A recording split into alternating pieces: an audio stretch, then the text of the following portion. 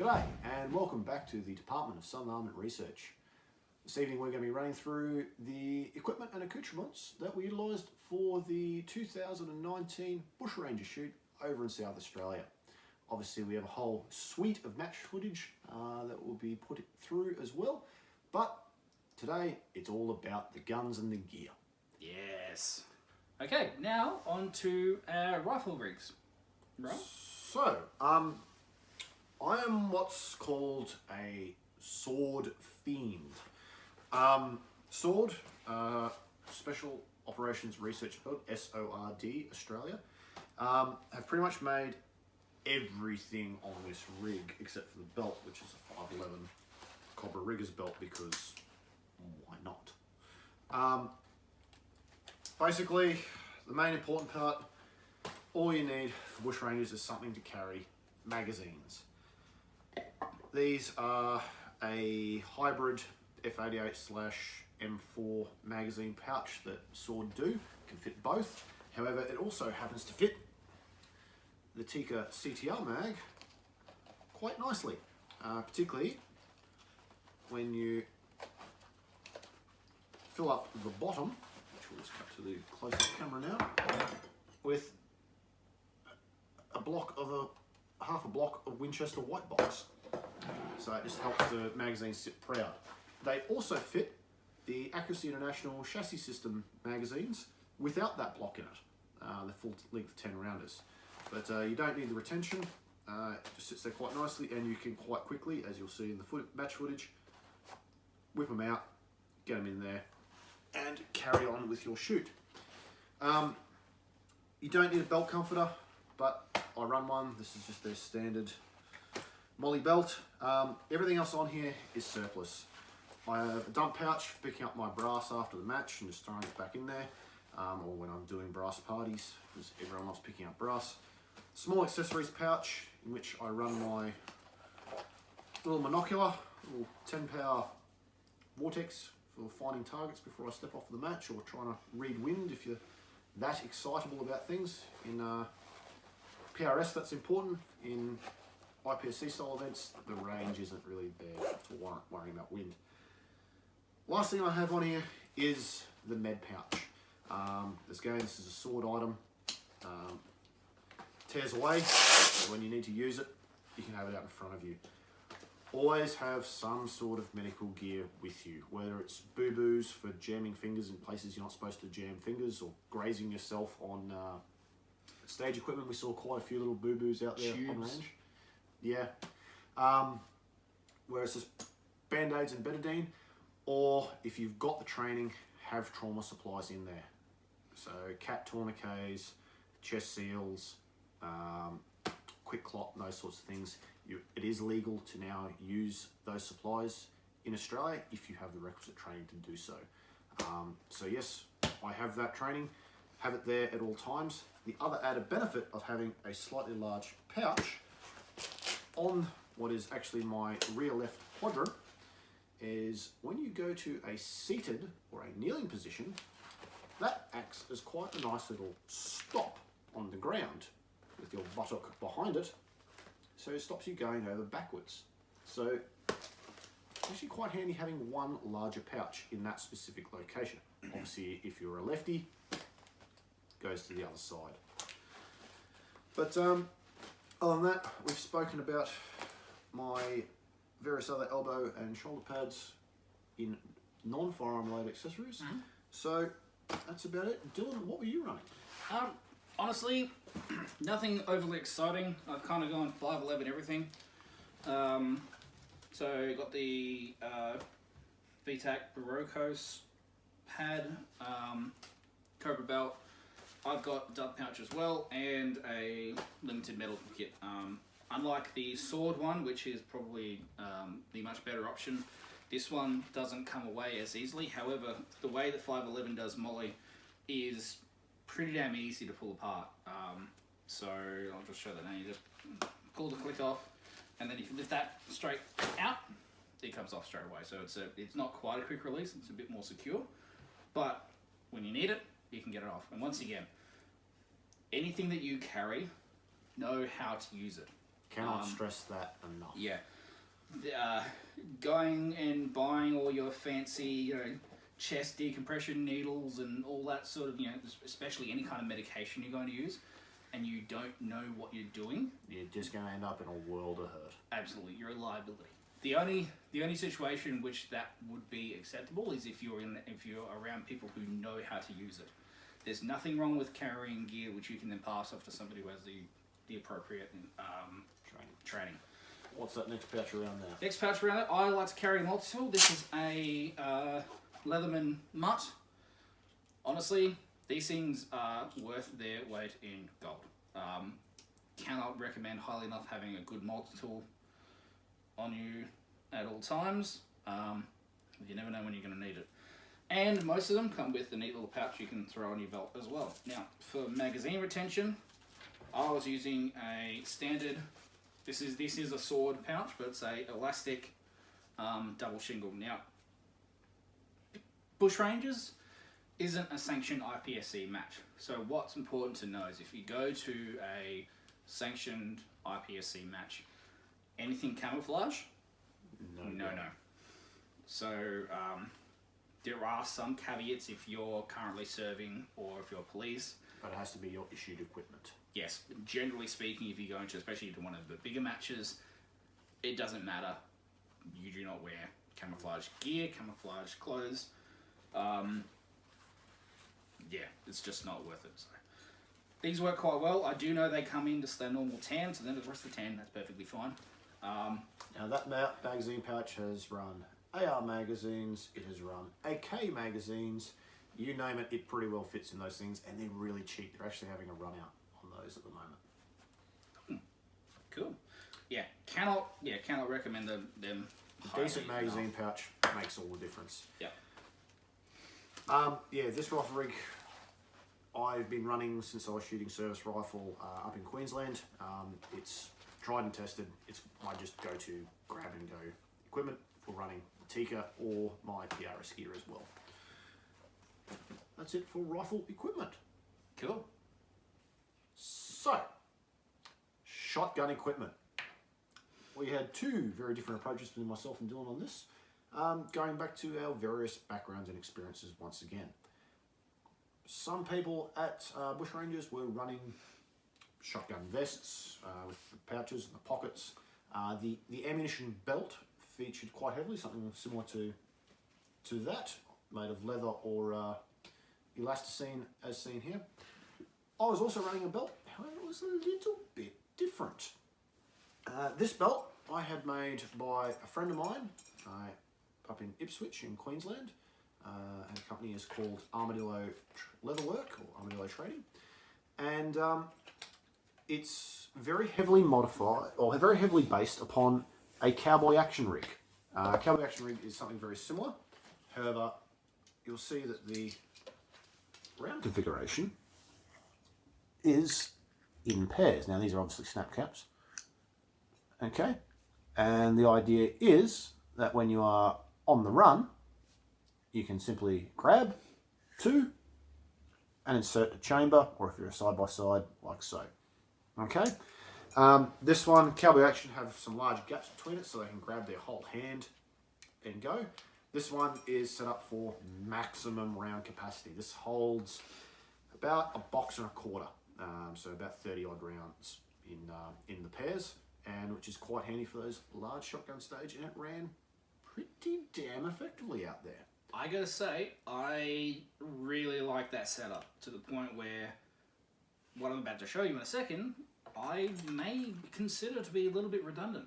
So what were you running, Dylan? So I was running just a standard shotgun belt with the elastic cartridge holders, but I was using these. So this is made by one of the Bushrangers regulars. Unfortunately, I can't remember his name off the top of my head. But essentially, it's a speed loader. So if you look carefully, it is merely a metal bar with a rubber injection molded boot thrown around it. You feed your shells in like so, and they go into the belt. in that kind of configuration. So you can carry a lot of these on your belt ready to go. And the way they are used, now each of the each shotgun barrel, sometimes some of them are slightly wider than others. We've actually found some people need to bend these out or bend these in depending on the distances between the two barrels. But essentially, there's that metal rib there to allow that, obviously. That's exactly right. So essentially, they go into the barrel, which is nice and quick, and then it's just a flick. So you'll see me in the footage, sort of launching these off to the side, which are then a pain in the backside to try and pick up out of the bush. Yes, the original lots were significantly brighter coloured than mine. Unfortunately, this seems to blend in rather well with the rocks and stuff around Bushrangers. But when proficient, these are incredibly fast, and a lot of the guys who won field class and shotgun were using something similar to these. Now, some of the people had, handles attached to them so they could rip them out of their belts and throw them in and all that sort of stuff. But I find that the minimalist sort of way of doing that works quite well. I'll just do a nice close up here. So, and obviously gravity pushes them all in. So, we mentioned there that Dylan is now considering those speed loaders redundant. As you'll see in the footage, this belt configuration is pretty damn quick when you've got quick fingers. There's a reason why. Cowboy action shooters are very, very, very fast at feeding their double barrels. And it has a lot to do with these belts, which is why I had this one built as a prototype by my good friend Susanna. So, that is really about all there is for shotgun. Okay, so what did we actually use for shotgun? So, this is an Acker Churchill. They are sold with a 2-barrel set, like so, or you can buy it with either or barrel configurations. It was cost me about $1,100-1,200 when I first got this a number of years ago. So we did a bit of a trial. Dylan was running the short barrels, I was running the long barrels. Ran into some interesting tolerance issues. Yes, so I was finding, especially on the top barrel ejector, that it was sticking really, really bad. At one point when I cracked it open, the bottom one shucked out fine. The top one, I could actually watch, I'll just bring this over here, I could actually watch this ejector slowly push out, and there is nothing more frustrating when you're on the clock watching something go slowly. Normally it's you. In this particular case, there's absolutely nothing I can do about it, and it is really, really bad. In most cases, it just stayed stuck, and I had to close it and try to open it again to try to get some sort of movement in there. So also saw you hooking them out with another round. Yes, anything I could do to try to get it out of there, but obviously heat build up. Especially if it was a little bit early in the morning when it was quite cold, your fingers would have made it very, very difficult.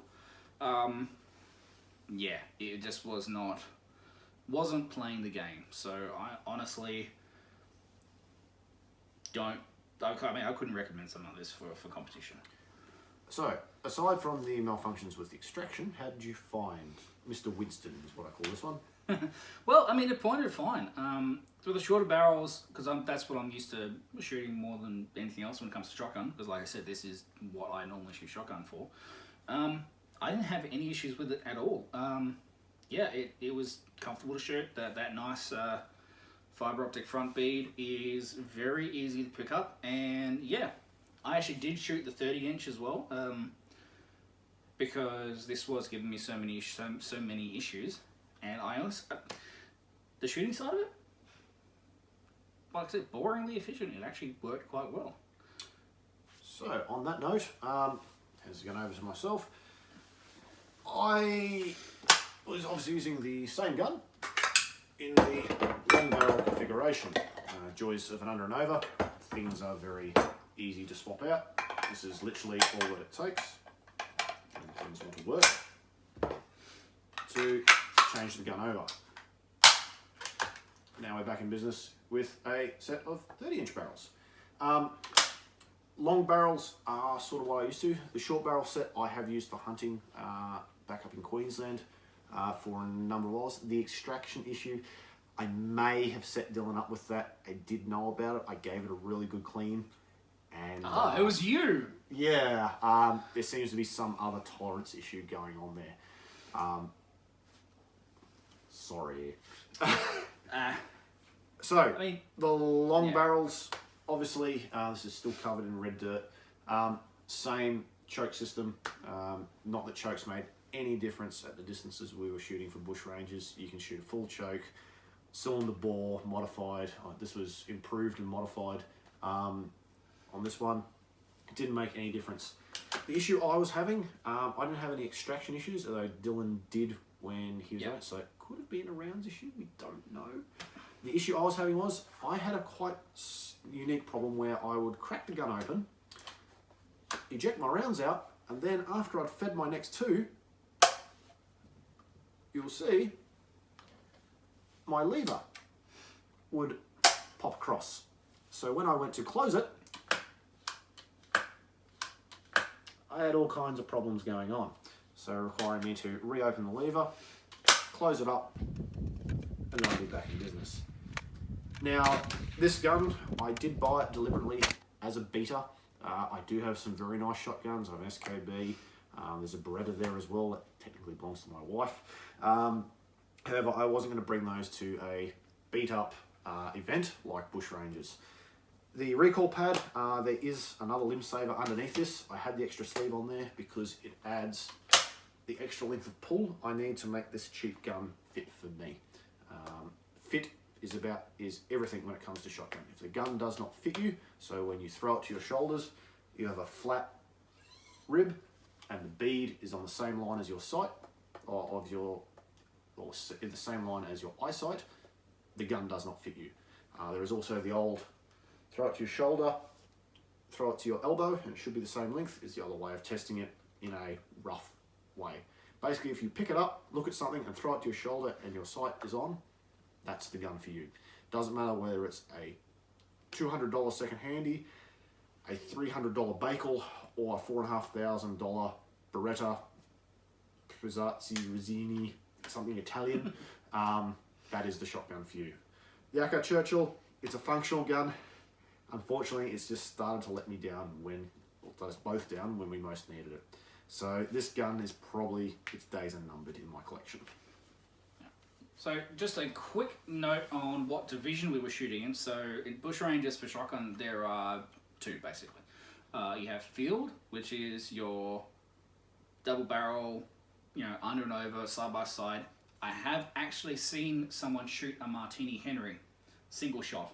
And nice, a Martini Greener, yeah. Yeah. Unfortunately, that was the year when we had flopping targets, which would activate on shooting another one. He struggled. He struggled a lot, but hey, kudos to him. That's really cool. But yeah, and then open division is, if you want to throw a red dot on this, moves you into open. Levers, straight pulls. The new straight pulls. Yes. They are all in open division, regardless of what kind of optical sights you are. They go more on action to sort of make things a little bit more fair between. Basically, if it feeds from a tube, it's going to be an open. Yeah. Open is basically open slaver. So you have all the big Jerry Mikulik tube feeders. If you can quad or double load, away you go in open.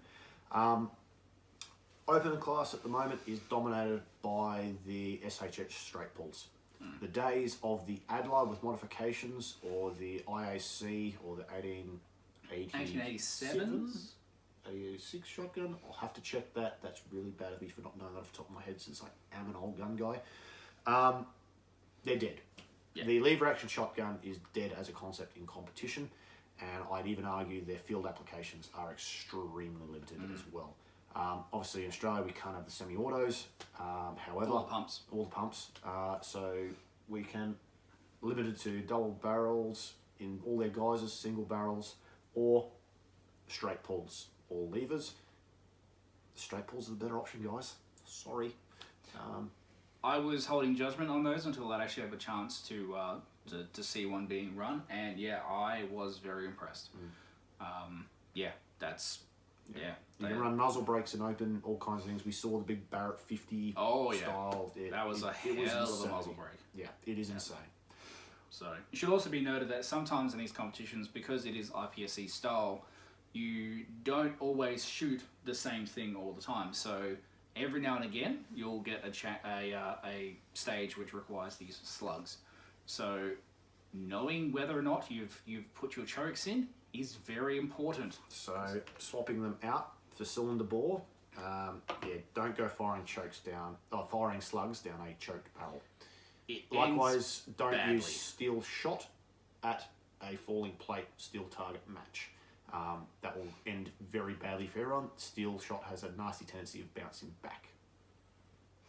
And they'll also get in trouble from the range for shooting holes in their targets or denting them excessively.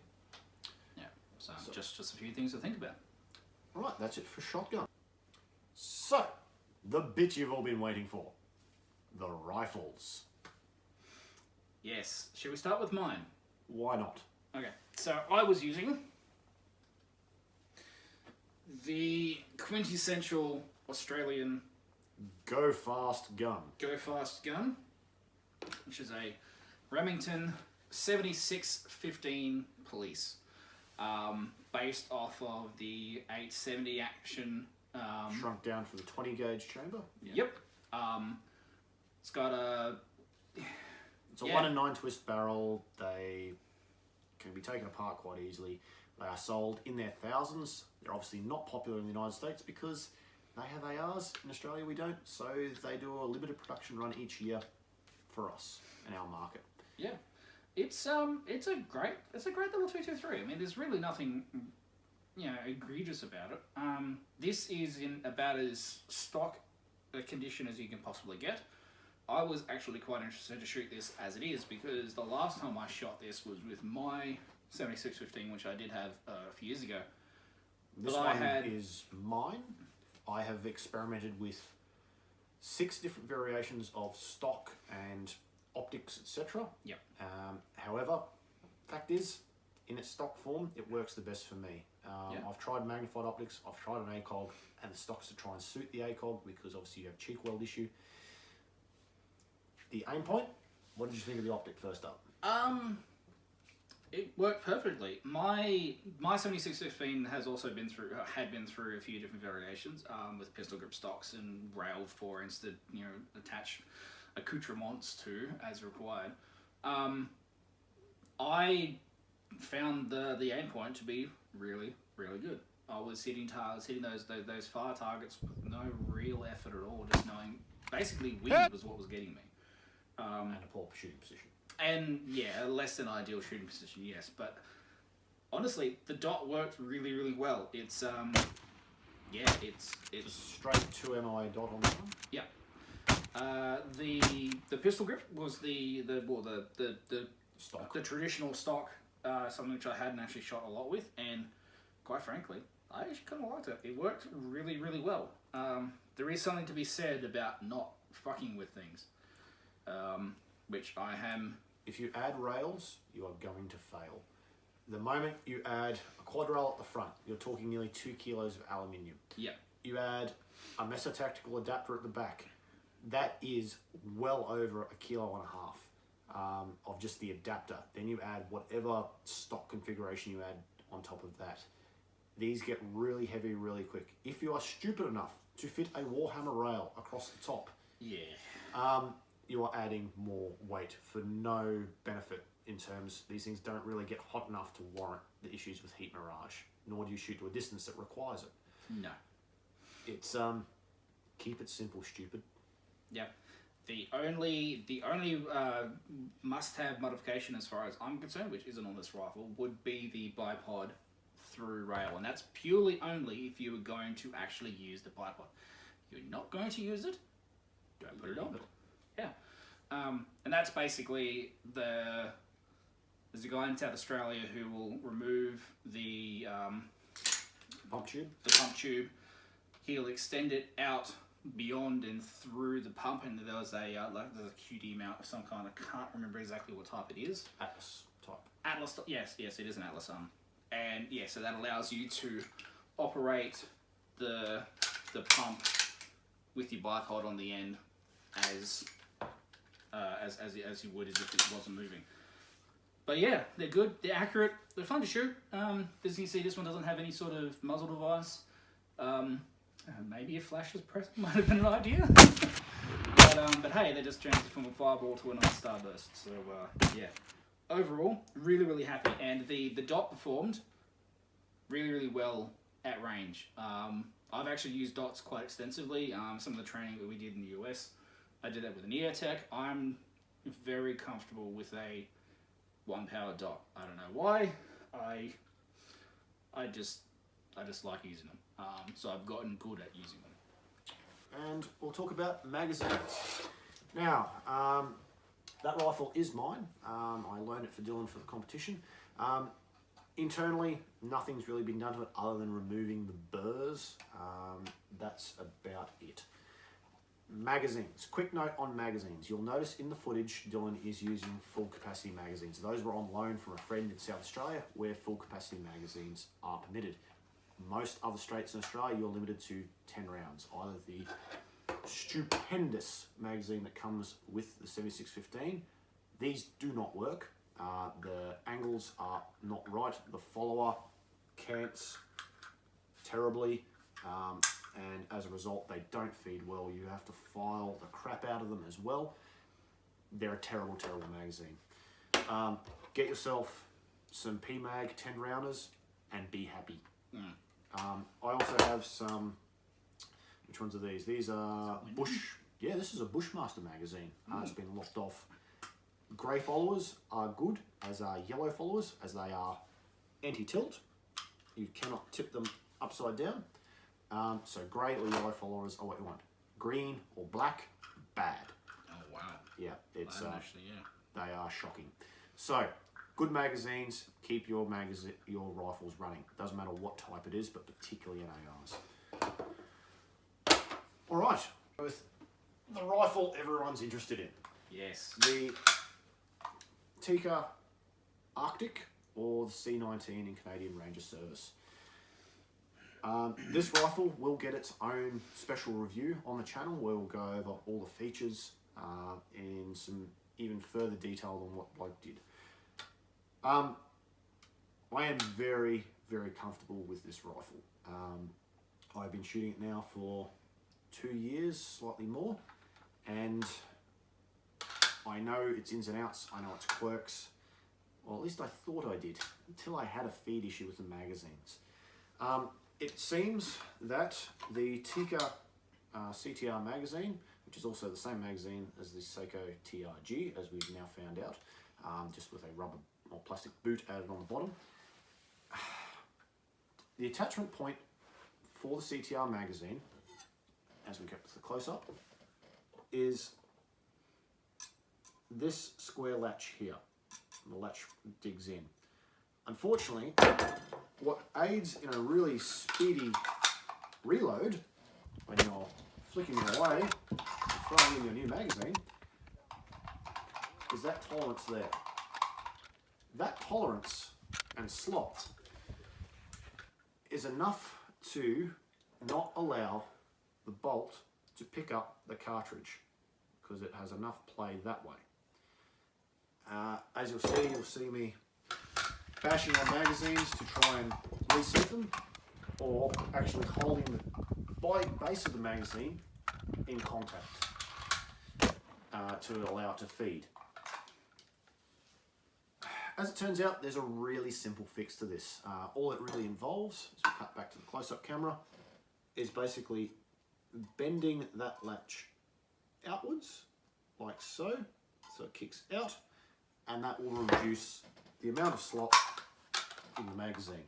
So it's obviously a balance between how freely you want your magazines to drop out or how reliably you want it to feed. That's something I'm going to have to play with as well. As I said, performance-wise, I know this gun very, very well. The trigger is well worn in. It breaks perfectly at 3 pounds. It is a 2-stage break, which allows you to take very nice precision shots that would be about 500, just short of it. But the ergonomics of the rifle are such that you can run the patented Fairbairn Sykes thumb and forefinger model. And you cannot do that particularly well with any sort of accuracy with a single stage trigger.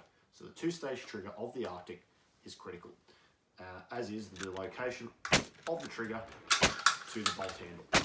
That was the first time I've run that middle finger technique with this rifle.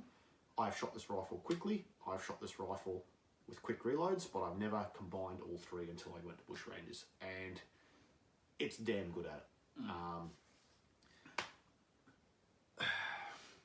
What else can I really say about it? I could crank my optics setup onto this and shoot an open if I wanted. No, I'm perfectly comfortable shooting in the military division. This rifle, wherever it goes, gets a lot of pushback. Initially, the Australian Service Rifle Association didn't like it because it resembles an open rifle to them, because they thought these were micrometer adjustable sights, which they're not. SSAA hated this rifle because it was too modern and it wasn't a service rifle in their eyes. They're wrong. I put a submission to them, which was eventually accepted by both ASRA and SSAA. No different when I got to Bushrangers. Apparently, the rules of the military division in Bushrangers were set up for something that resembles this. Or, if you were maybe stretching a little bit, something like this. Or maybe if you really wanted to struggle along without the benefits of charger loading, something like this. Or if you really wanted to push the boundaries of a military rifle, something like this. I chose to use the Tikka. That caused a slight storm, however, it was accepted, and with rightly so. I cannot speak highly enough of this rifle.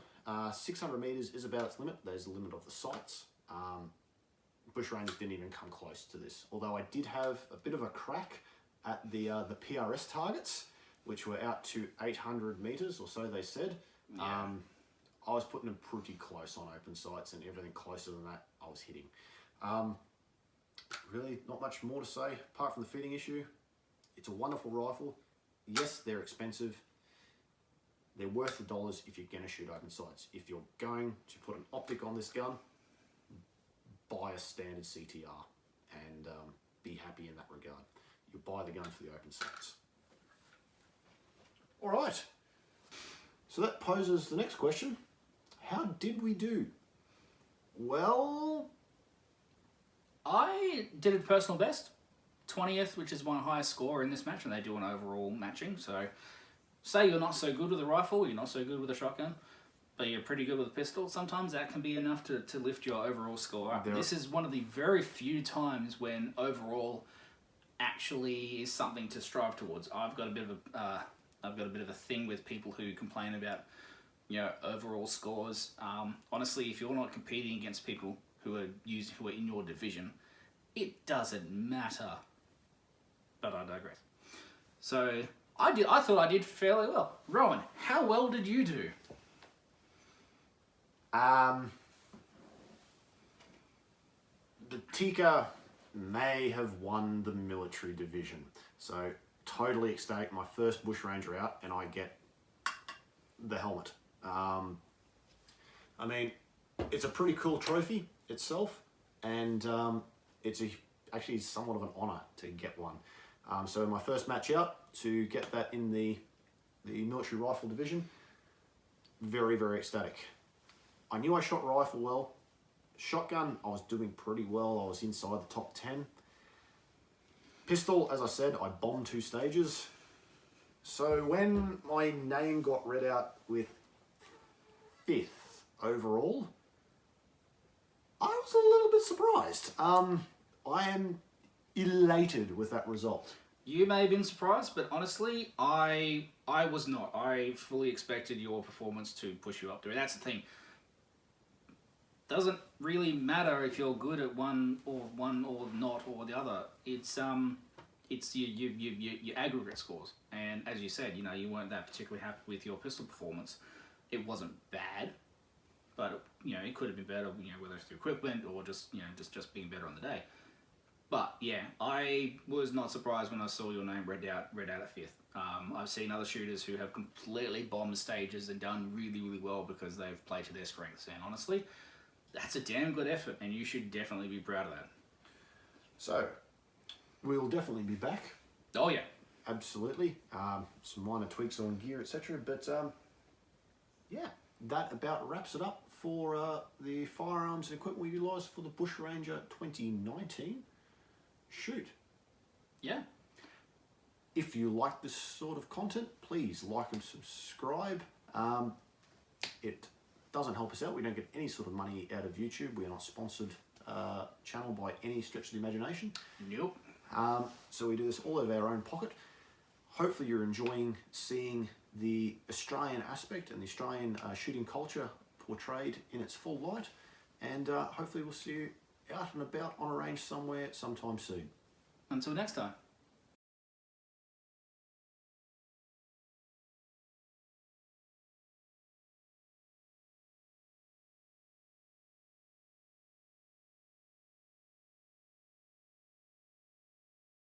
We interrupt this programming for a very important statement of facts. Yes, we do realise we're wearing the exact same shirt. No, we are not communists. This is the actual match shirt from Red October 2018. We were there. Yes, the only good thing to come from the Soviet bloc.